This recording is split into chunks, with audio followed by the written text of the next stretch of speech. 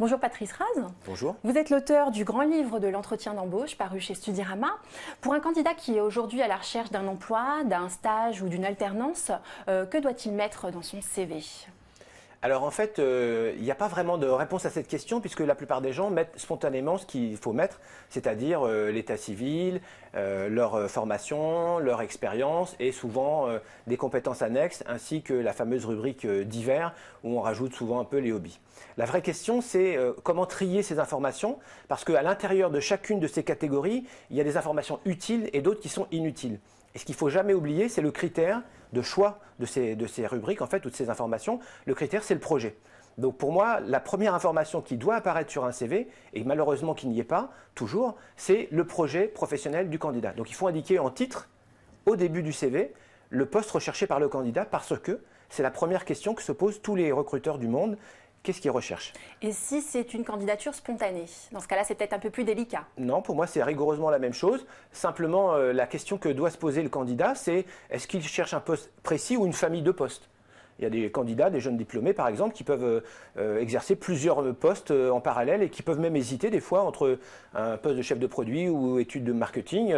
Ils peuvent très bien indiquer la famille de postes en libellé au début du CV pour orienter, faciliter le travail du recruteur. Et ensuite, ce poste va être le critère de choix de toutes les informations. Toute information qui conforte, qui rassure le recruteur par rapport au poste doit figurer dans le CV.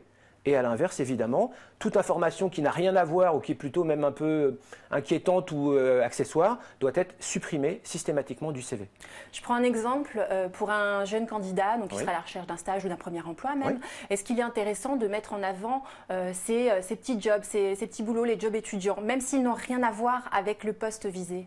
Alors ça c'est une question très complexe en fait. Moi j'aurais tendance à dire oui, mais c'est-à-dire que en fait cette dernière rubrique, ça peut être soit un joker pour un candidat, c'est-à-dire la cerise sur le gâteau, ce qui répond à la dernière question du recruteur, pourquoi ce candidat plutôt qu'un autre, puisque de toute façon à un moment donné les CV vont être quasiment identiques, même formation, même expérience, même âge, même langue, etc. Donc ça peut être le petit plus qui donne envie de rencontrer ce candidat plutôt qu'un autre. Sauf que malheureusement c'est souvent une rubrique poubelle, dans laquelle les candidats mettent tout et n'importe quoi, et surtout en vrac, sans avoir ni réfléchi, ni trié, ni valorisé les informations.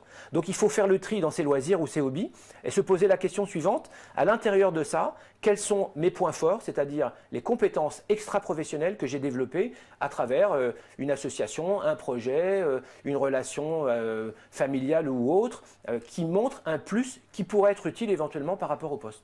Est-ce qu'il y a des choses justement à éviter ou à bannir complètement du CV? Est-ce qu'on peut oser l'originalité ou pas? Oui, moi je pense qu'on peut oser l'originalité. L'originalité, c'est un moyen de se faire remarquer. Et comme de toute façon, on doit se faire remarquer, puisque les recruteurs reçoivent des dizaines, voire des centaines ou des milliers de CV, c'est toujours un plus de se faire remarquer. Sauf que, évidemment, il faut se faire remarquer de façon positive. C'est-à-dire qu'il ne faut pas se faire remarquer pour des choses qui donnent une impression négative. Donc il faut aussi réfléchir à la qualité de l'information et à ce que ça donne comme impression sur une image positive ou négative du candidat. Donc c'est forcément pour moi un point positif. Soit une compétence, soit une qualité, soit une connaissance de quelque chose. Merci. Pour tous les candidats donc, qui souhaiteraient effectivement avoir encore plus de conseils pour réussir leur CV, je les invite à découvrir le livre donc, de Patrice Raz, donc, le grand livre de l'entretien d'embauche.